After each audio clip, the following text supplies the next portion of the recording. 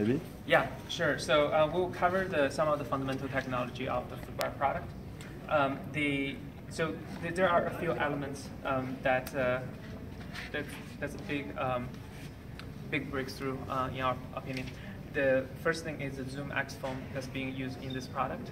Zoomx is a really lightweight foam that offers a great energy return. So conventional foams offers about 60% energy return. So when runner impact ground and they will store some energy into it, and then during push-off, energy will be released back to the runner. With Zoomx, we are able to deliver about 85% energy return back to the runner. And it's extremely lightweight, so we can create a midsole structure that's quite a departure from conventional racing flats, but still keep the weight really down and even below what conventional racing flats is. That's the foam part. And embedded inside the shoe, you can see this curved line here is the carbon fiber plate that we showed in the demonstration. So this is the curved carbon fiber plate. And why do we have carbon fiber plate at the first place is that when runners run, during push-off, they will bend the toe. And when you bend the toe, there's some amount of energy being lost or wasted. And a conventional way to solve that problem is to stiffen up the shoe. And you can imagine if you have a plate, or a conventional way to do that is to create a plate that follows the contour of the footbed, right? So you can have this plate embedded and then increase the stiffness so you don't bend this anymore. But when we use just a rather flat plate, athlete told us it really hurts the calf. So it feels good, but you cannot really run that far with it. And that's where the team came with the solution of creating this really curved structure. So you can see this is not a really flat plate. You can see this massive curvature in here. And so the goal here really is to stiffen up the midsole so that the toe does not bend or lose energy. At the same time, because it has this rocker geometry, it's really easy on the calf.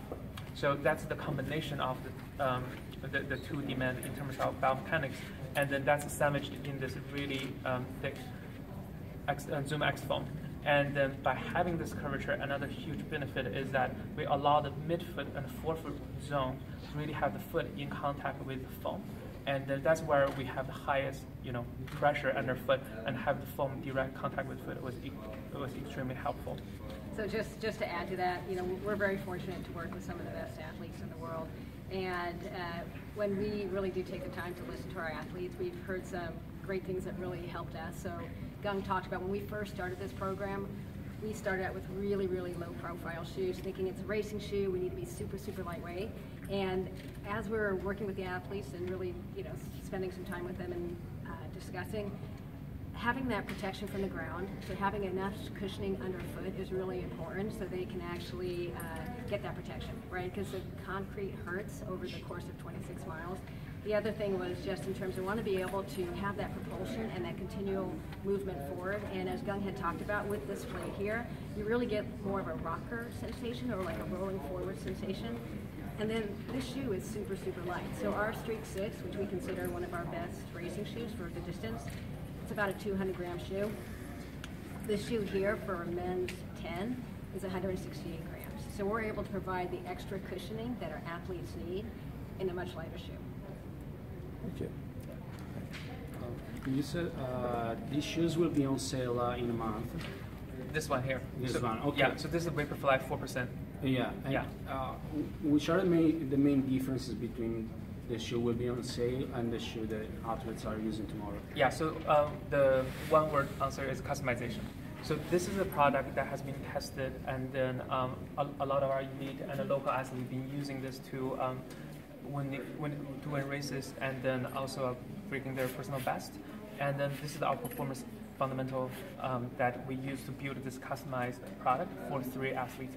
So the Vaporfly Elite will only be available for the 3 athletes, and then each shoe actually is different, and so they have their different upper structure and the different plate bending stiffness. So each one is tuned for each of the 3 athletes.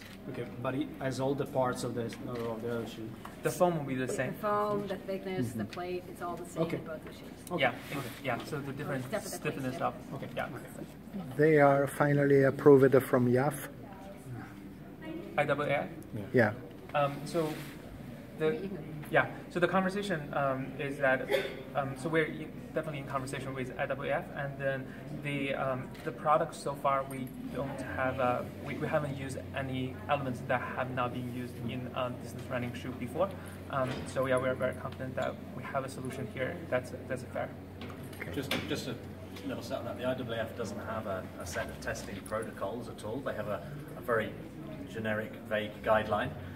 What we're doing is using materials that have been used in other shoes in the past. We're using similar ingredients, we're using similar structures and materials, we're just using them in a slightly different way. So we're absolutely confident it adheres to their general guidelines. How much will it be the shoe in the market? So it's $250. $250.